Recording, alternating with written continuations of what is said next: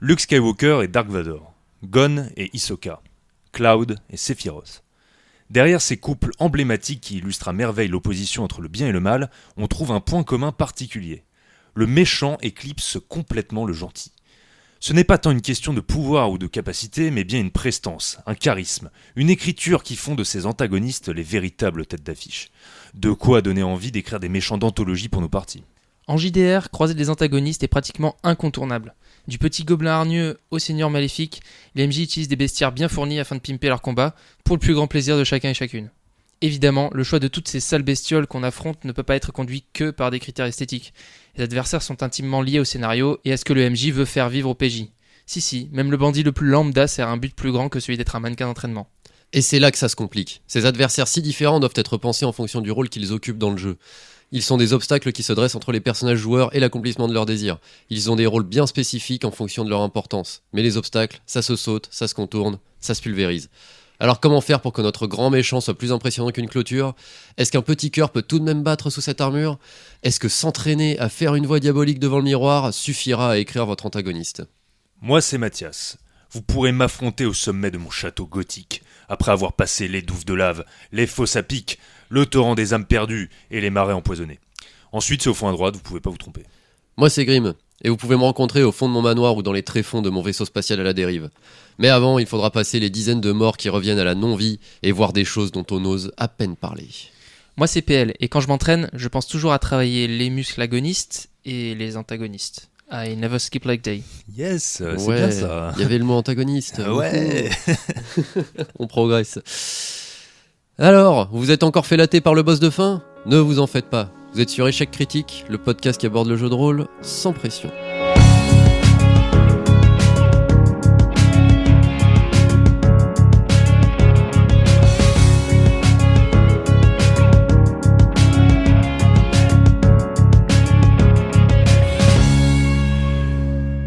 Aujourd'hui, échec critique sur les antagonistes. Comment qu'il est bon ou méchant ? Comment faire pour qu'il donne envie d'être tabassé ? Nos avis, nos réflexions, nos expériences, on est là pour vous partager ça. Mais avant, PL, est-ce que tu peux nous faire l'encyclopédie du jour ? Tout à fait, et je vais commencer avec celui ou celle sans qui tout cela ne serait pas possible, qui réunit les gens pour lancer la séance des anonymes anonymes. Le MJ, donc c'est le mec relou qui fout tout le monde dans la merde avec ses délires de mytho mégalomane. Le gars commence à t'embrouiller et à te faire croire que t'es dans une forêt ou un vaisseau en train de crever la dalle alors que t'étais juste venu pour la soirée raclette. Le PJ, c'est le mec qui se fait embrouiller et qui regrette de n'avoir acheté que du soft. Parce qu'autant être bourré quand tu te fais embrouiller, Oui, c'est bon. ça en fait. Comme ça, c'est encore pire. Le PNJ, enfin les PNJ et Mob, ce sont les mecs relous qui sifflent tout le fromage pendant que le MJ te raconte qu'il a chassé un cochon sauvage pour ce soir et que son chat subtilise ta rosette estampillée Carrefour quand t'as le dos tourné.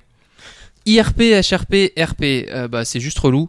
Donc dis-toi juste que ce soit dans cette soi-disant forêt ou à cette putain de soirée raclette, tu crèves la dalle et t'envisages sérieusement de foutre le chat ou le MJ sur la plaque de cuisson.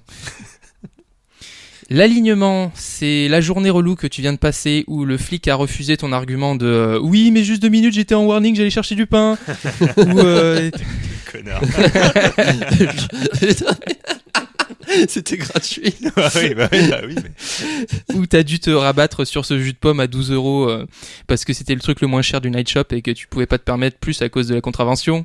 Ou tu as fait la queue pendant 1 heure devant l'appareil à raclette pour te retrouver après une autre heure de souffrance à écouter le MJ avec une patate froide et une tranche de rosette à moitié mâchée par le chat.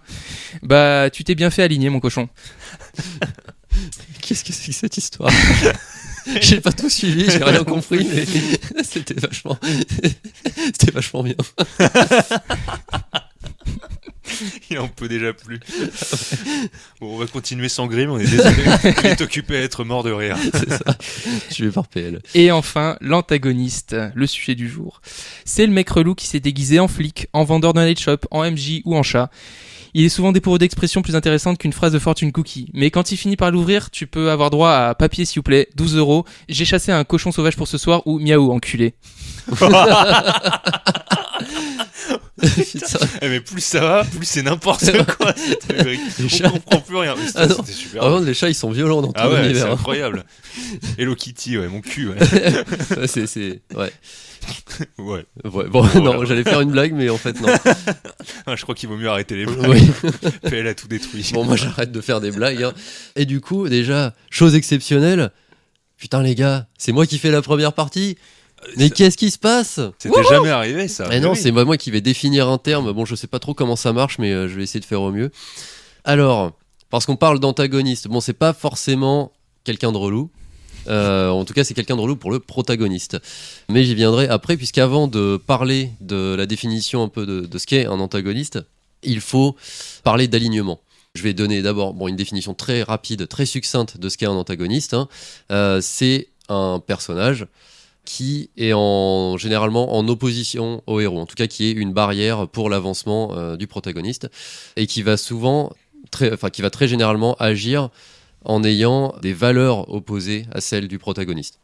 Donc je vais parler d'alignement, donc évidemment je vais me baser sur Donjons et Dragons, V5, puisque c'est le seul bouquin que j'ai, et je vais aussi me baser sur des vidéos de la chaîne YouTube Jeux de rôle Passion, qui est aussi un groupe Facebook donc tenu par Wari Benkera.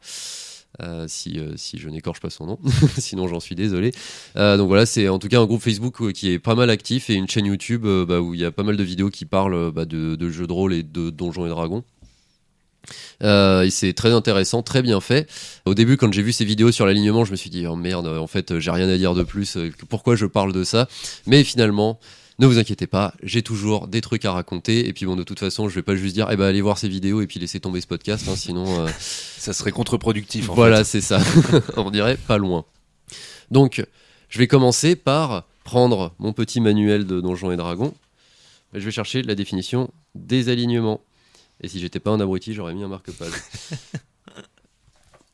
Donc, l'alignement. Alors, selon Donjons et Dragons V5, une créature typique de l'univers Dungeons and Dragons, c'est vraiment écrit en anglais, hein, a un alignement qui permet de donner une idée générale de son point de vue de morale et de son attitude.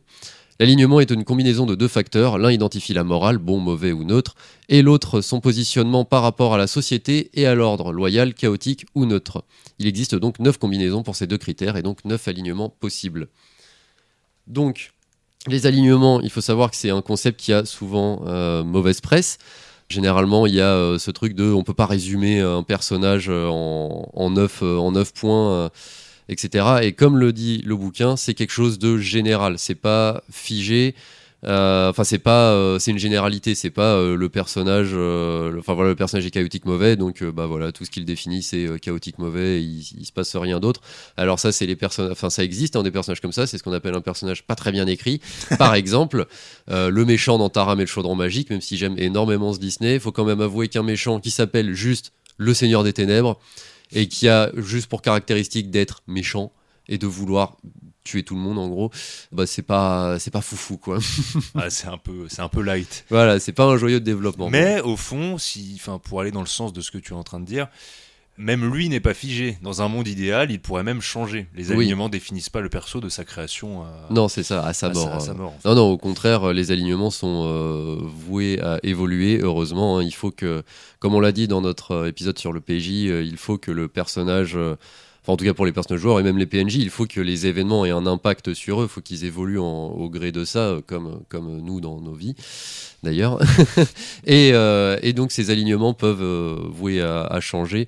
Donc je définirais, quand je parlerai d'un alignement, je le définirai un peu plus précisément, puisque là, c'est ce qu'expliquait le bouquin, la définition de Donjons et Dragons. Il y a ce côté valeur, donc bon, mauvais, neutre... Donc c'est toujours difficile de définir le bien et le mal. Enfin, on peut pas être aussi catégorique, mais bon, en gros, grosso modo, c'est je cherche quelqu'un de bon dans l'univers Donjons et Dragons, c'est quelqu'un qui va se soucier de la vie des autres, de leur vie, pas de leurs avis, mais oui, ça peut marcher aussi, qui va se soucier d'autrui et qui va essayer de faire le bien autour de lui et qui va justement accorder une valeur aux vivants. Contrairement à un personnage mauvais qui, lui, est plus généralement assez égoïste, voire n'en a rien à foutre et ira vers des solutions souvent très directes. Voilà des exemples d'alignement simples. Hein. On parlait tout à l'heure de Luke Skywalker et Dark Vador. On a Luke Skywalker loyal bon, et on a Dark Vador qui serait plutôt loyal mauvais, mais justement, puisque comme il a une notion de groupe, il va respecter une organisation. C'est ça la loyauté aussi, c'est le fait de suivre une forme d'organisation très précise. Et voilà, Dark Vador en soi, son truc c'est l'Empire, mais il va pas hésiter à tuer, à torturer, à faire plein de choses toutes plus sympathiques les unes que les autres. Et donc là, tu nous as défini bon et mauvais.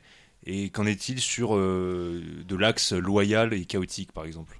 Du coup, c'est ce que je disais là, Luke Skywalker et Dark Vador sont tous les deux loyaux en fait, puisque Luke c'est la rébellion, Dark Vador c'est l'Empire, mais ils ont tous les deux une entité qu'ils suivent, enfin il y a une organisation. Contrairement à un personnage chaotique, du coup, qui lui va plutôt chercher le désordre justement et va généralement être beaucoup plus égoïste. Je crois que le personnage égoïste ultime, techniquement, c'est plutôt le chaotique neutre. Qui va se foutre complètement de n'importe quelle forme d'organisation. Et en plus de ça, il va aller vers ce qui lui semble le plus juste à l'instant T, en fait. Ouais, c'est ça. Donc ça va être l'appât du gain, généralement. Donc, si je comprends bien, loyal, c'est forcément l'adhésion à un dogme, à un groupe, à une cause, en fait. Ouais. Ok. Oui, c'est ça. C'est cette, justement, c'est pour ça qu'on dit loyal. Du coup, c'est loyal à une cause. Contrairement au chaotique qui est opposé à ça. Et il y a toujours le neutre qui est un peu bizarre, puisque du coup, il y a une case dans ce tableau à 9 cases qui est le neutre au carré ou neutre ou je sais plus, neutre parfait. Enfin bon, il y a à peu près 50 façons de le dire. Qui sort du lot, puisqu'en fait, c'est des personnages souvent un peu imprévisibles. Normalement, c'est à l'origine. C'était défini comme l'alignement des animaux et l'alignement de la nature. C'est totalement neutre. Et généralement, c'était... et en fait, pour un personnage, ça sous-entend qu'il va chercher l'équilibre dans la force.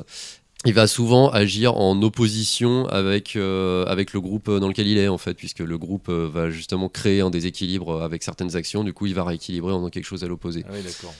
Donc, ce qui est assez particulier, et je pense que ça peut créer des soucis pour un personnage pour s'intégrer dans un groupe. Et puis, du coup, est-ce que ça implique pas aussi une interprétation du bien et du mal qui n'est pas binaire et qui est variable suivant les situations? Le fait d'être neutre. Le fait d'être neutre, oui, justement, c'est beaucoup plus variable et oui, c'est pas aussi binaire que j'essaye de faire le bien ou j'essaye de faire le mal absolu, en sachant que je pense que c'est quand même jamais si absolu que ça. Là, c'est dû au joueur, c'est pas dû c'est à la ça. définition elle-même.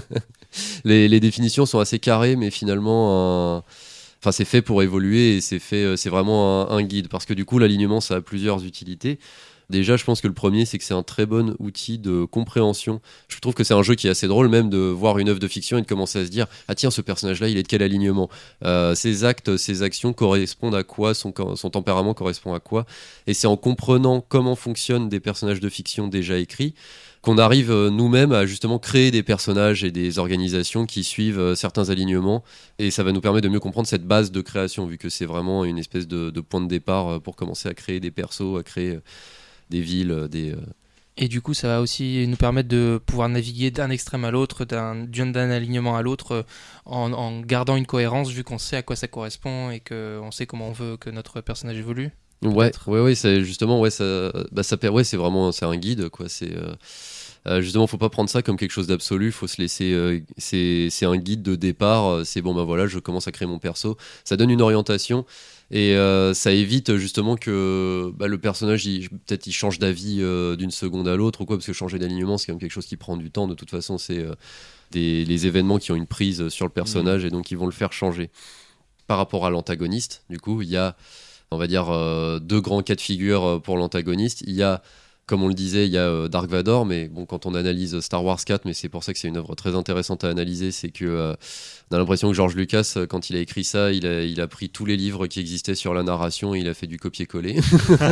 Il a pris tous les grands principes, il a dit ok, c'est ça qui marche, je fais comme ça. Parce qu'on voit au niveau des timings et tout est très, très carré. Et même finalement l'opposition Luke Skywalker, Dark Vador, c'est une opposition qui rejoint certaines analyses, dont celle de John Truby.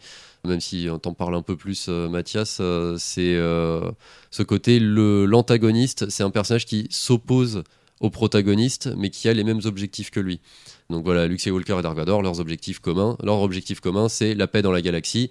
C'est juste qu'il y en a un qui est bon, l'autre qui est mauvais. Ils sont loyal bon, loyal mauvais. Ils sont donc aux opposés, mais toujours loyaux à quelque chose. Et on a Dark Vador qui tue comme une brute et Luke qui essaye de rétablir la République. Voilà, etc. l'un c'est un système de totalitaire Ouais. répressif et l'autre c'est plutôt une république. Voilà. Donc il y a ce côté-là qui est là, donc c'est le méchant opposé, enfin l'antagoniste opposé au personnage principal, puisque bon, faut rappeler que le personnage principal peut aussi être méchant et du coup l'antagoniste ce serait quelqu'un de bon.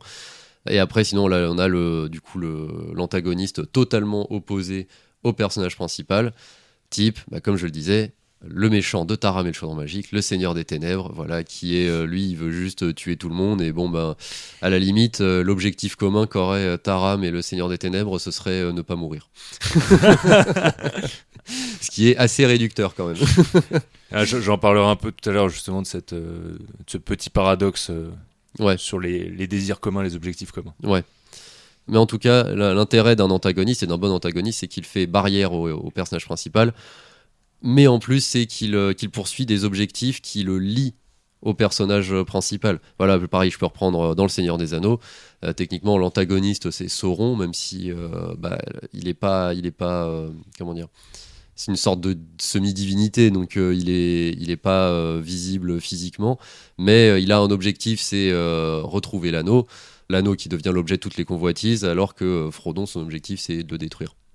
Donc là, ils ont des objectifs totalement opposés en soi, c'est garder l'objet ou le détruire, mais ils sont toujours liés à cet objet.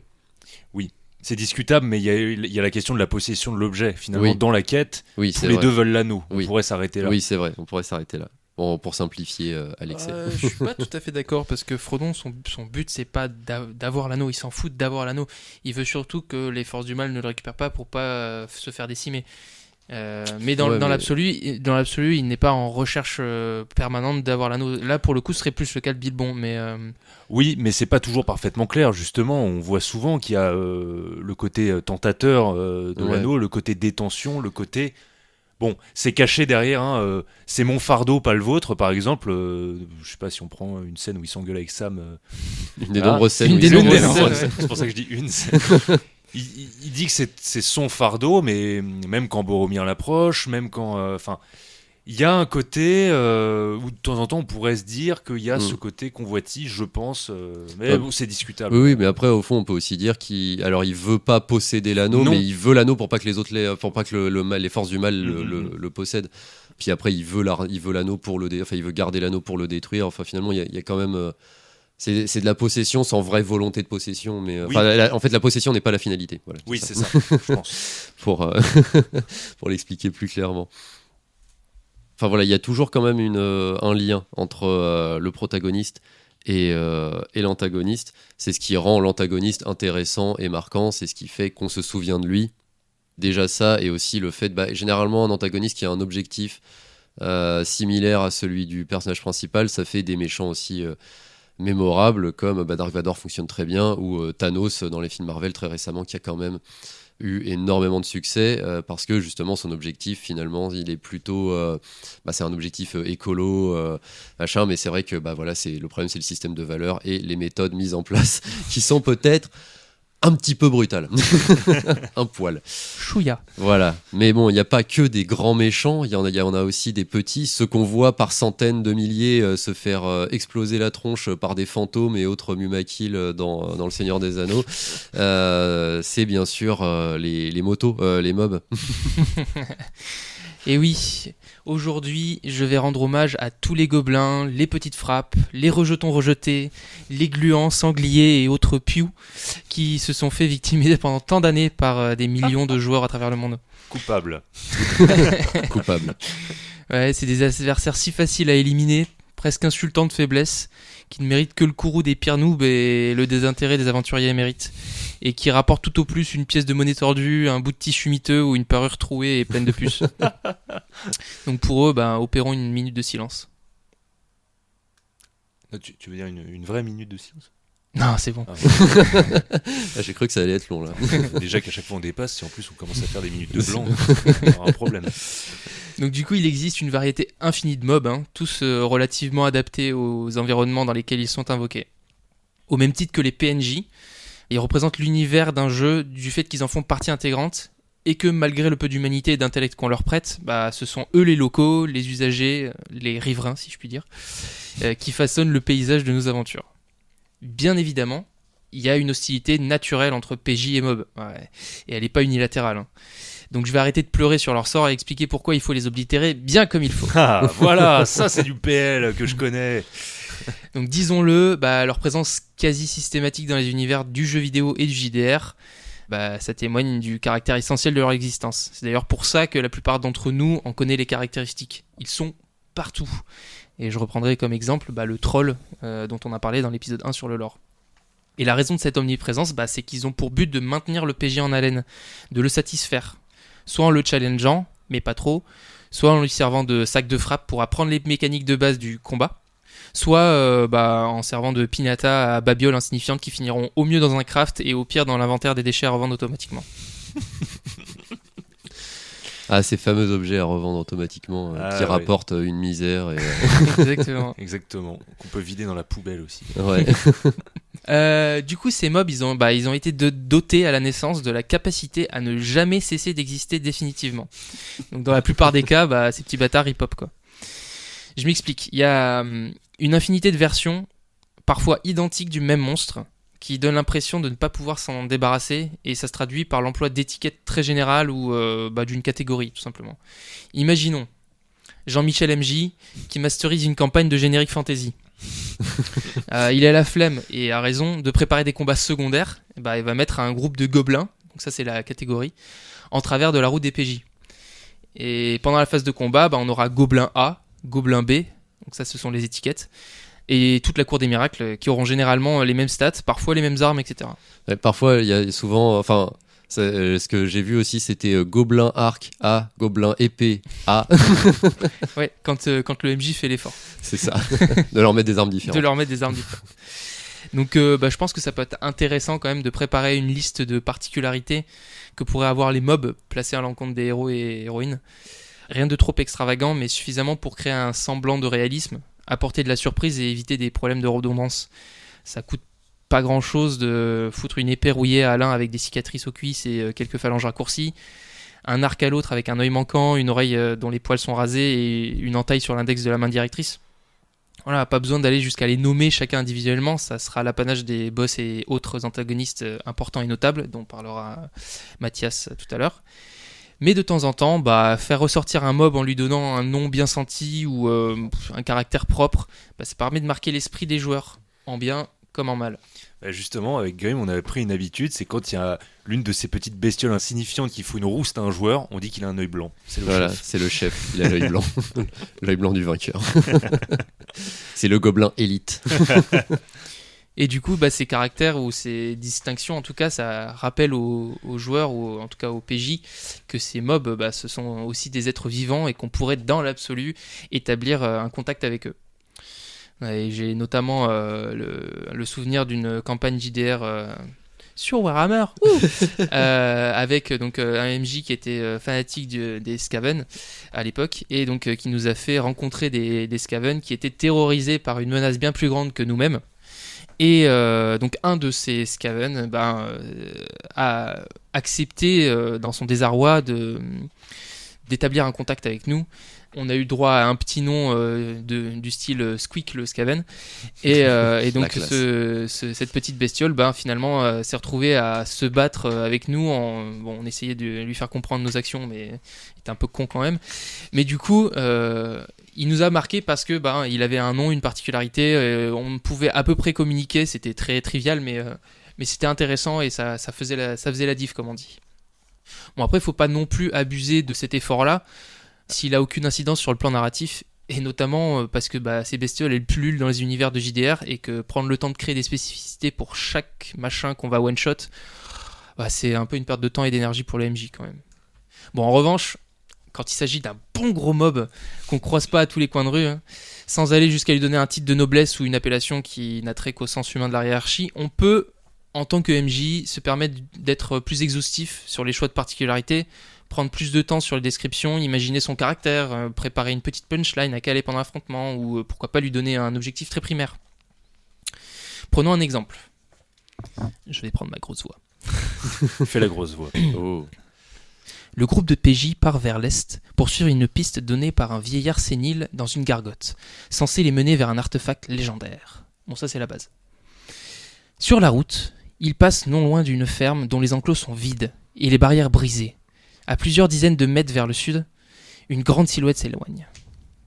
Comme le groupe est curieux, ils se rendent compte vite que, oulala, une side quest apparaît. Yes. Ils foncent se renseigner auprès des propriétaires du lopin dévasté.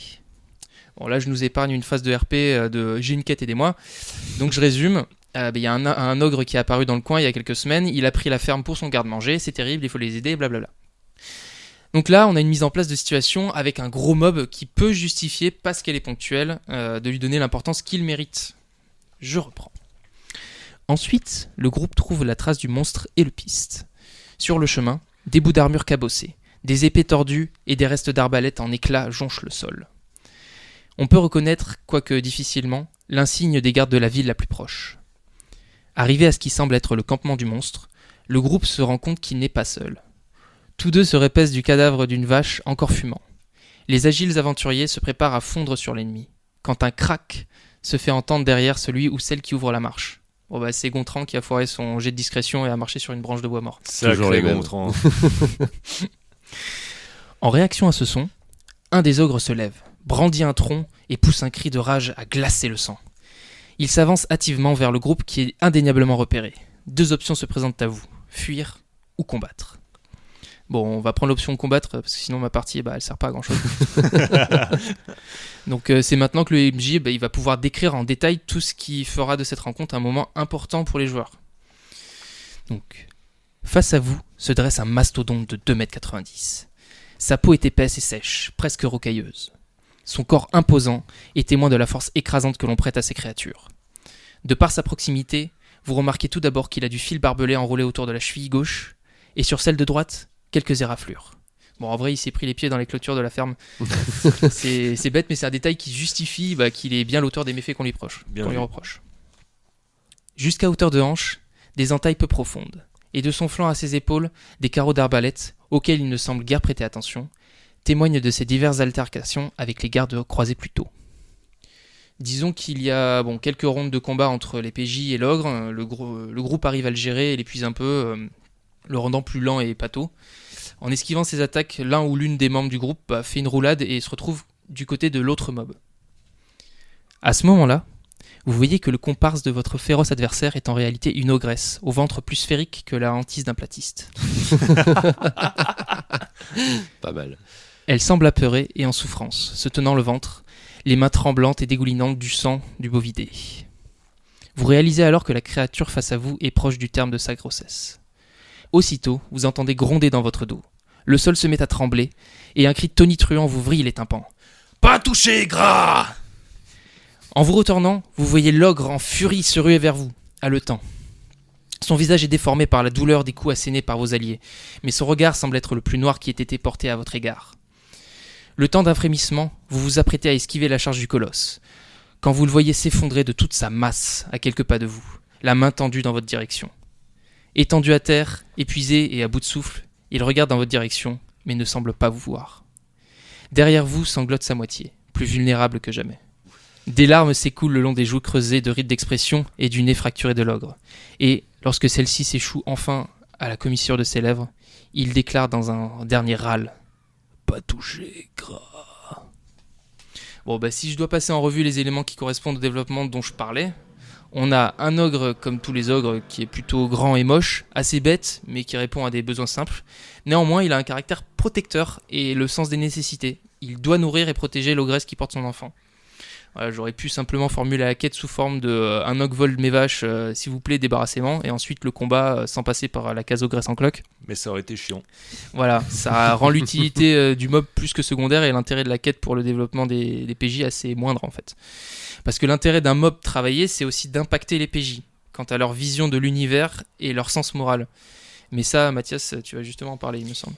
Ouais, juste avant, félicitations pour la belle scène. Vous pouvez retrouver PL au Conservatoire d'art dramatique. Maintenant, moi j'ai les larmes aux yeux. Mais, blague à part, c'était très bien. Et voilà un bel exemple de comment rendre une side quest intéressante de par Oui. son biais moral. C'est pas aussi simple que, comme tu dis, d'aller chasser l'ogre Voilà, pour c'est retrouver ça. les vaches. L'ogre, il est pas juste chaotique, mauvais, Voilà, c'est ça. à manger des vaches pour manger des vaches, en fait. Exactement. Et on fait une micro-pause parce que je vais éclater tellement j'ai envie de pisser. Ok.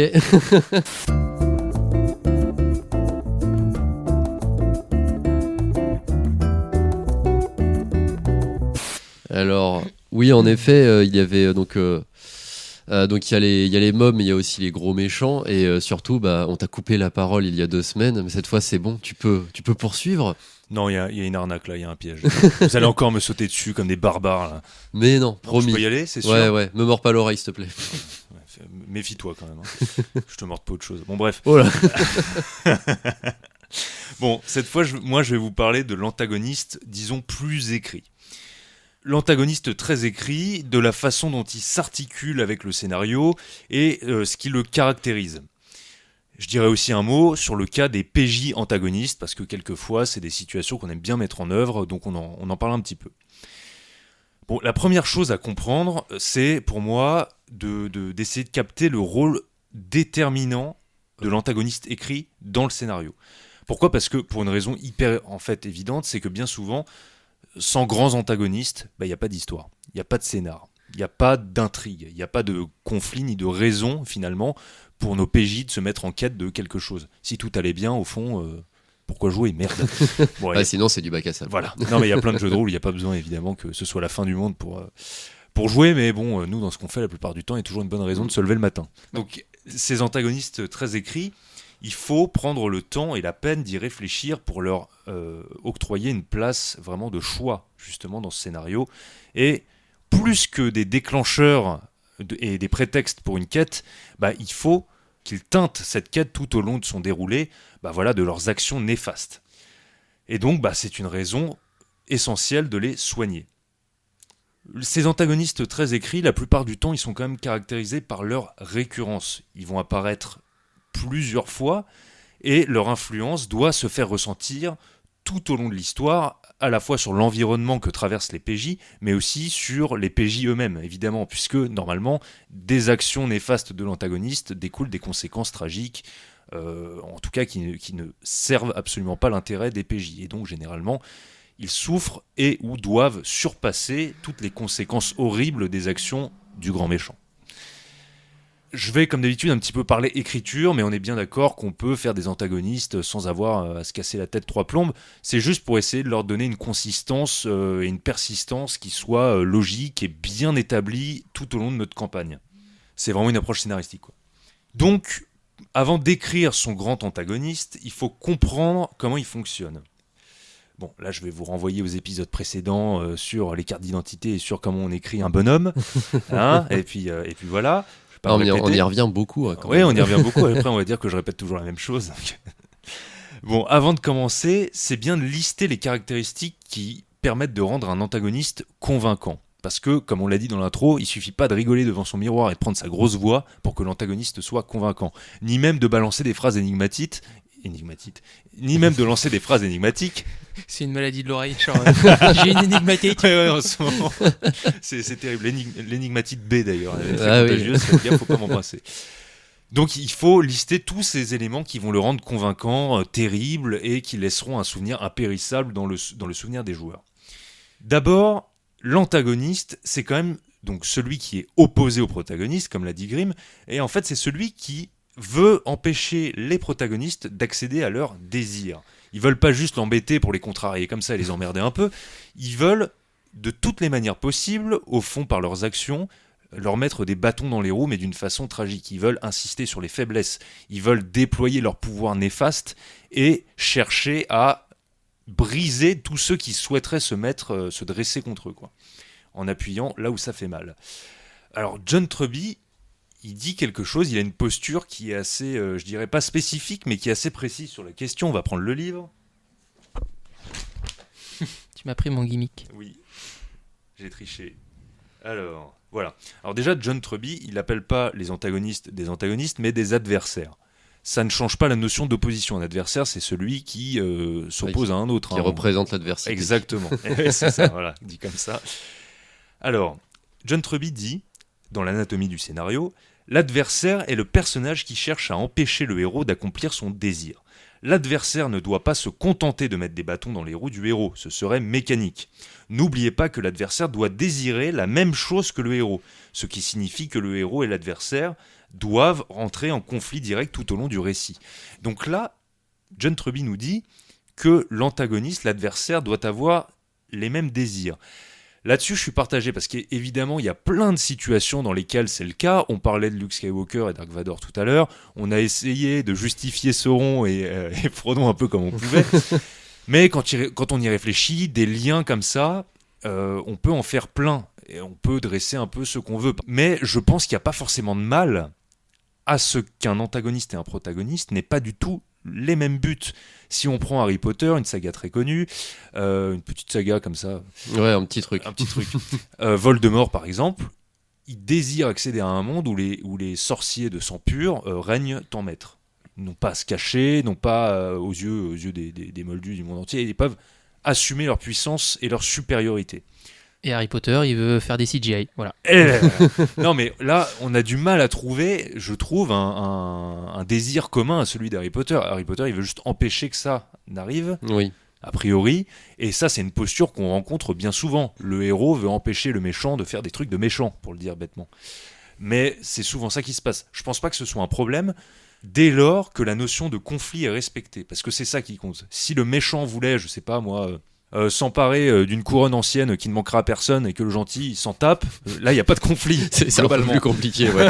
C'est dur de faire une bonne histoire. Jusqu'à ce que tu te rendes compte qu'en fait, cette couronne était un élément essentiel du scénario.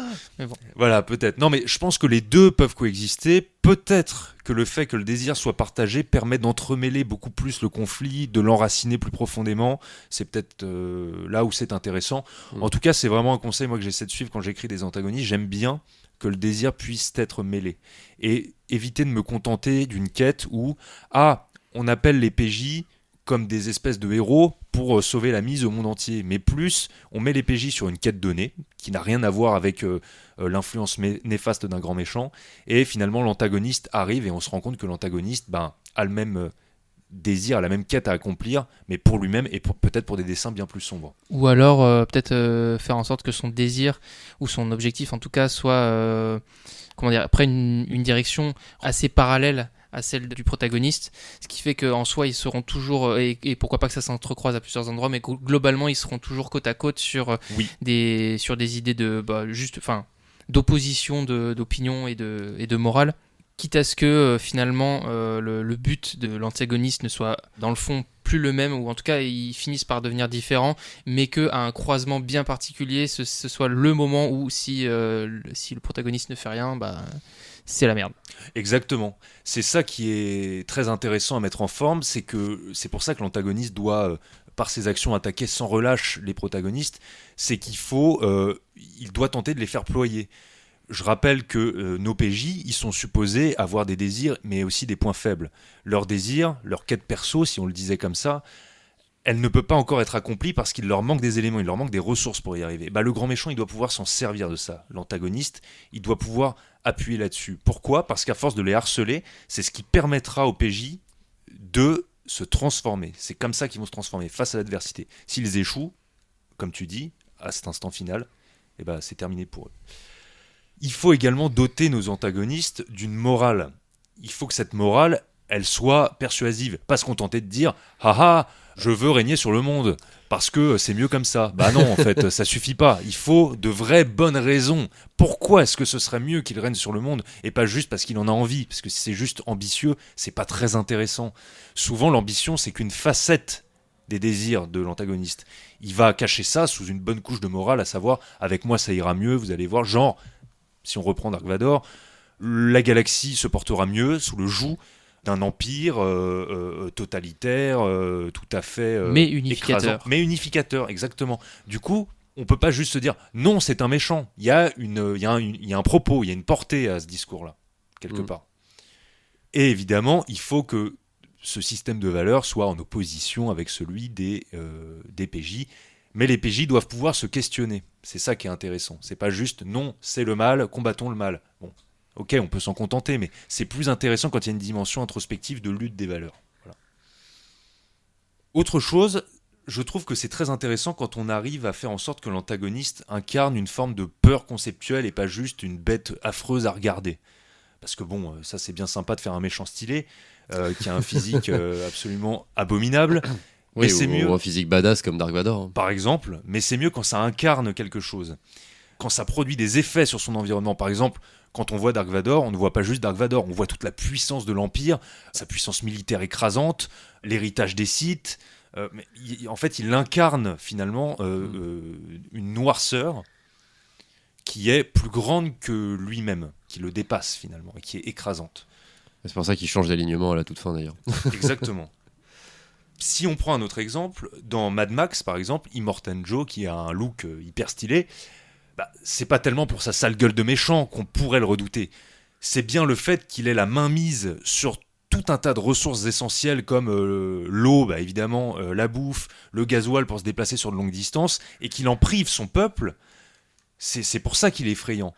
Que lui et les autres seigneurs de guerre, ce soient finalement les seuls à pouvoir décider et qu'ils ont le pouvoir de priver des populations entières de leurs besoins les plus primaires. Si on réunit tous ces éléments qui caractérisent nos antagonistes, on va pouvoir donner une vraie identité, une vraie profondeur à ces antagonistes, justement. Ils ne seront pas juste l'incarnation du mal. Bon, le mal, c'est bien sympa, mais si c'est juste dire que c'est méchant et pas gentil, ça risque d'être pas assez écrasant, Oui, trop léger dans les enjeux. Au fond, on pourrait finir par se sentir assez peu concerné, après tout, si ça l'amuse de terroriser des gens et devenir le nouveau tyran. Oui, bon, c'est pas grave, on s'en fout, c'est bon. Le dire, moi, ça me touche pas. Non, mais il faut qu'il y ait suffisamment de bonnes raisons pour mobiliser les protagonistes. La neutralité avant tout. Exactement.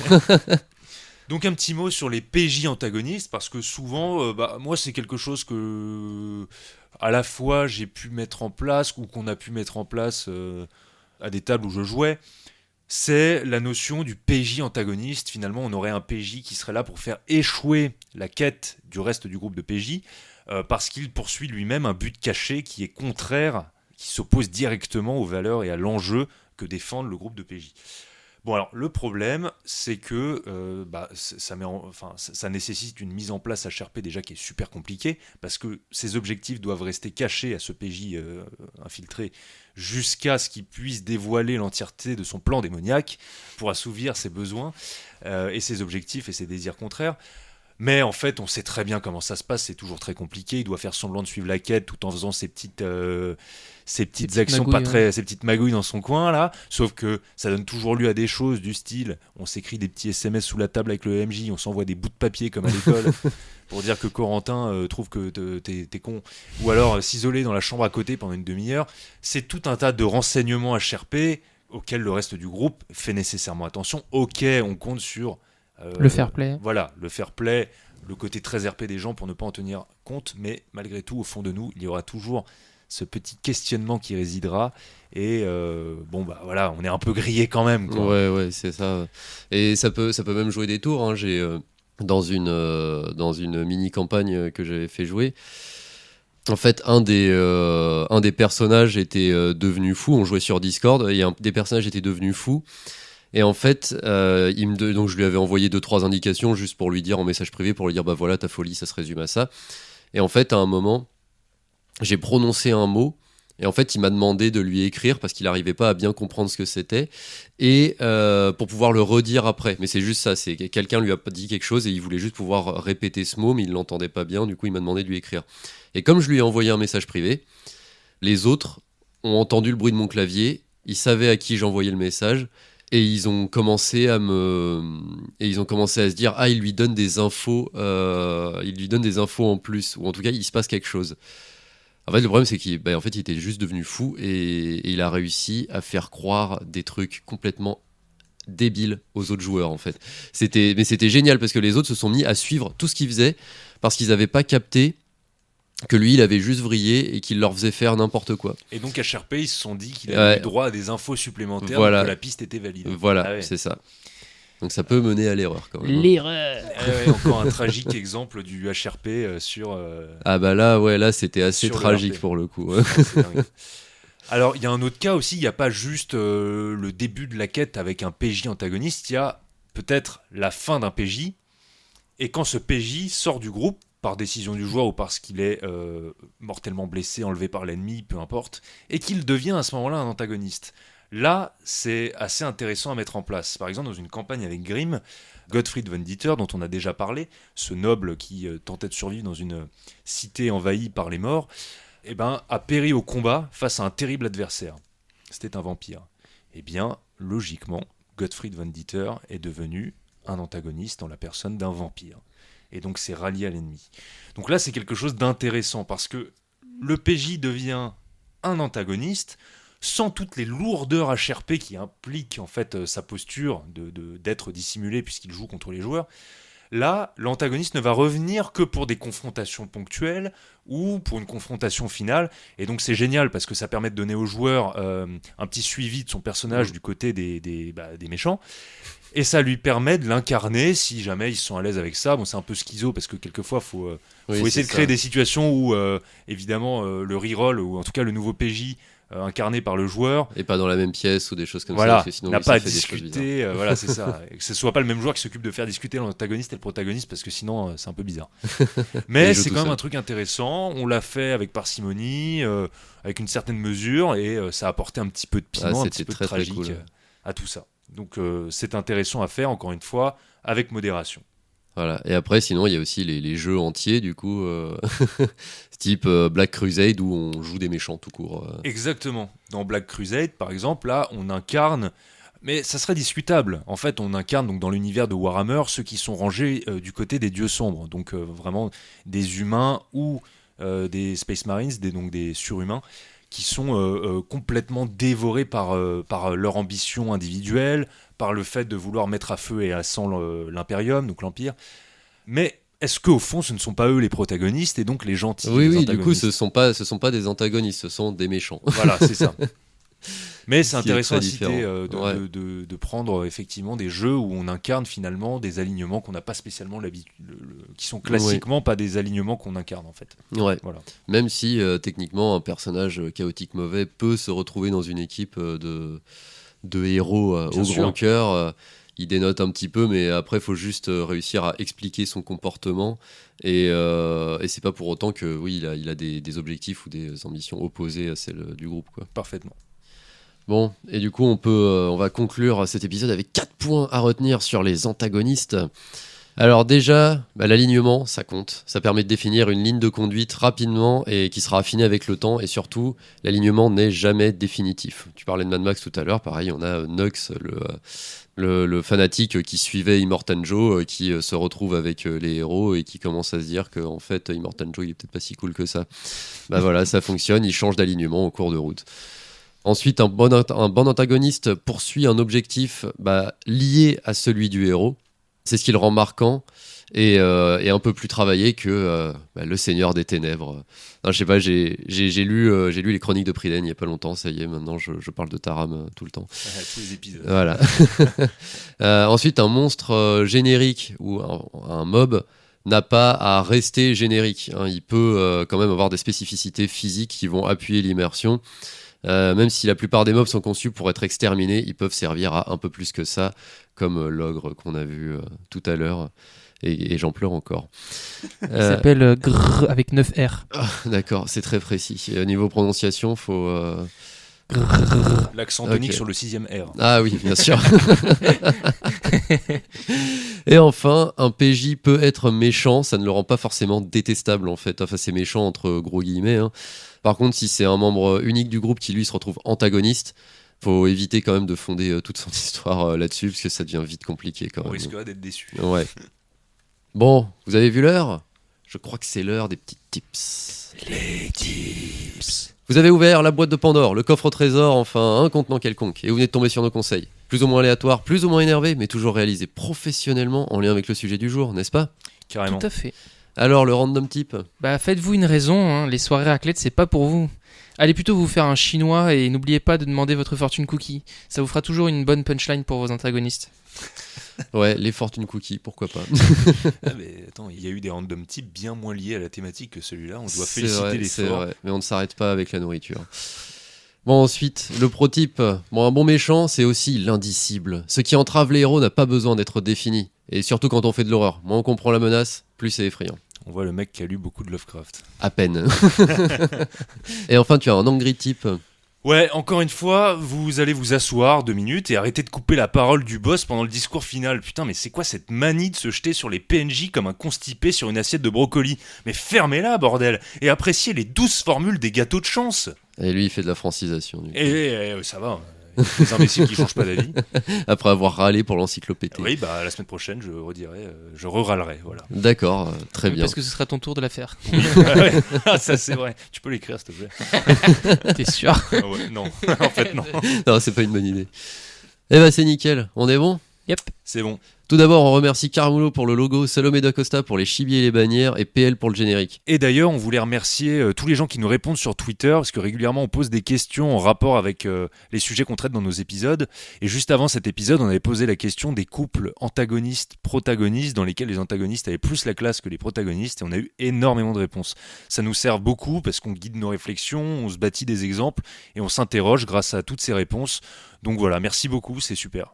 Et surtout, merci à vous d'avoir pris le temps de nous écouter. Si ça vous a plu, retrouvez-nous sur Deezer, Spotify, Apple Podcasts, Twitter, Facebook et YouTube. Et n'hésitez pas à liker, noter et le plus important, partager et commenter. Ça nous apportera un vrai soutien et on sera ravis d'échanger avec vous. Sur ce, on vous laisse et on vous dit à dans 15 jours pour toujours plus de RP avec Échec Critique. Salut! Salut! Ciao!